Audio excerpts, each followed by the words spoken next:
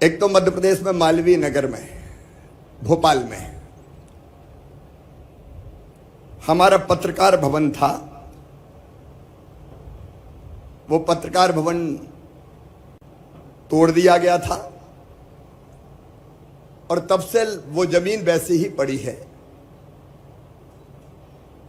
मैंने अनौपचारिक चर्चा भी पत्रकार मित्रों से की है। सबके मन में ये क्या है कि वो पत्रकार भवन बने, वो पत्रकार भवन बने, लेकिन उसको नया स्वरूप देने का संकल्प मन में आया है। हम उसको बनाएंगे भी भवन और स्टेट मीडिया सेंटर का वो स्वरूप ले ले, जहां पत्रकार वार्ता और अन्य गतिविधियों के लिए सुविधाएं वर्तमान परिस्थितियों में जो आवश्यक है, या ये कहूं कि अत्याधुनिक सुविधाएं भी विकसित की जाए, जिससे हमारी पत्रकारिता का काम आसान हो सके।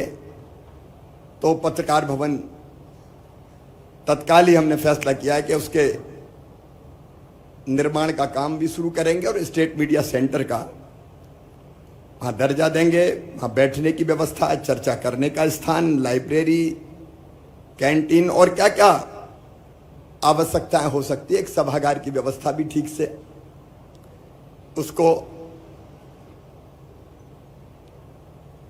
उन सब सुविधाओं को विकसित करने का काम किया जाएगा। बीमा कंपनी ने इस बार जो प्रीमियम की राशि है वो बढ़ा के 27%, 27% की उसमें बढ़ोतरी की है। अब मैं जानता हूं कि इतनी बढ़ी हुई, इतना बढ़ा हुआ प्रीमियम देना कई मित्रों के लिए कठिनाई पैदा करेगा। इसलिए हमने तय किया है कि प्रीमियम की राशि जो पिछले साल थी उतनी ही ली जाएगी। जो बढ़ा हुआ भार है अतिरिक्त, वो राज्य सरकार वहन करने का काम करेगी, ताकि पत्रकार मित्र इसमें कठिनाई का सामना न कर पाए। और 65 साल से अधिक उम्र के हमारे जो सीनियर पत्रकार हैं, 65 वर्ष से अधिक के पत्रकारों और उनके जो पार्टनर हैं, पति या पत्नी, उनका बीमा का पूरा प्रीमियम सरकार के द्वारा ही भरा जाएगा, क्योंकि जिंदगी भर पत्रकारिता के माध्यम से उन्होंने प्रदेश की, देश की, लोकतंत्र की सेवा की है। बीमा के लिए आवेदन करने की अंतिम तिथि भी 16 सितंबर थी, उसको बढ़ा के 25 सितंबर कर रहे हैं, ताकि कोई कठिनाई ना हो, पर्याप्त समय रहे बीमा करवाने में। कई बार बीमारियों के कारण पत्रकार स्वयं को, भगवान ना करे वैसी स्थिति कभी आए, लेकिन हम जानते हैं कि ये संसार चक्र है। कई बार ऐसी कठिनाइयां आती हैं हमारे जीवन में, तो पत्रकारों को स्वयं और उनके आश्रितों के उपचार के लिए सामान्य बीमारियों में अभी तक आर्थिक सहायता का प्रावधान 20,000 था, उसको बढ़ा के हम लोग, क्योंकि आवश्यकता बढ़ गई है, इलाज में भी कई बार ज़्यादा पैसे खर्च करने पड़ते हैं, तो 20,000 से बढ़ा के उसको 40,000 रुपये हम कर रहे हैं।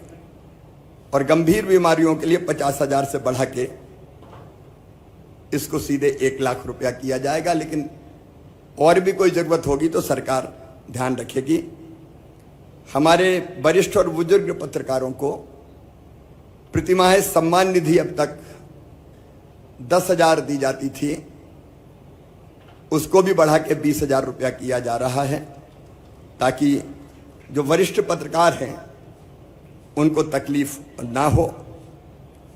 सम्मान निधि प्राप्त करने वाले, भगवान ना करे, लेकिन हम जानते हैं कि ऐसा होता ही है कि पत्रकार की का अगर स्वर्गवास हो जाए तो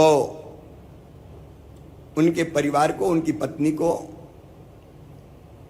8 लाख रुपए की सहायता की राशि एक मुश्त देने का प्रावधान कर रहे हैं। मुझे लगा पेंशन के बजाय अगर एक मुश्त राशि आएगी तो उससे बात का जीवन आसान करने में सहायता मिलेगी।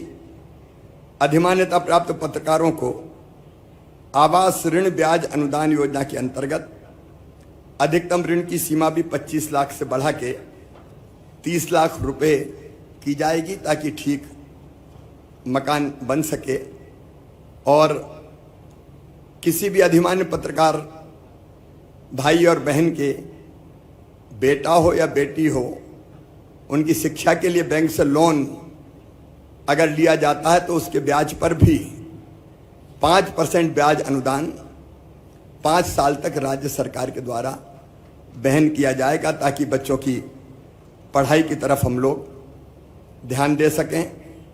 छोटे शहरों और कस्बों के पत्रकार साथियों को आवश्यकता के अनुसार, क्योंकि आजकल डिजिटल युग है, इसलिए भोपाल में डिजिटल तकनीकी का प्रशिक्षण दिलाया जाएगा और इसमें माखनलाल चतुर्वेदी राष्ट्रीय पत्रकारिता और संचार विश्वविद्यालय का भी सहयोग लिया जाएगा और इसकी संपूर्ण व्यवस्था जनसंपर्क विभाग ही करेगा।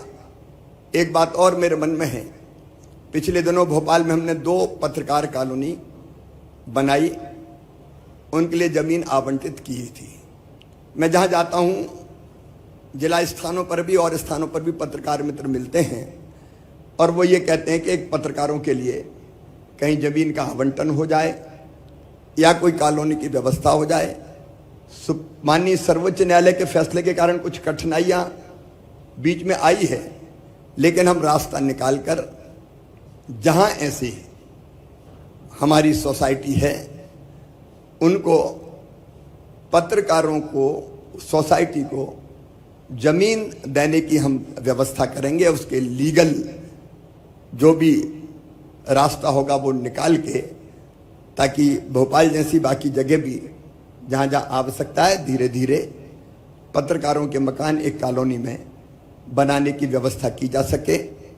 और एक बात और मैं कह दूं अंत में, फिर हम लोग अनौपचारिक चर्चा करेंगे, मिलेंगे, कि इस चुनाव के बाद भी हम ही रहने वाले हैं, लेकिन ये सब चीजें पहले ही पूरी कर दूंगा मैं, और बाद में भी इसको आगे बढ़ाने का काम भी हम ही करेंगे।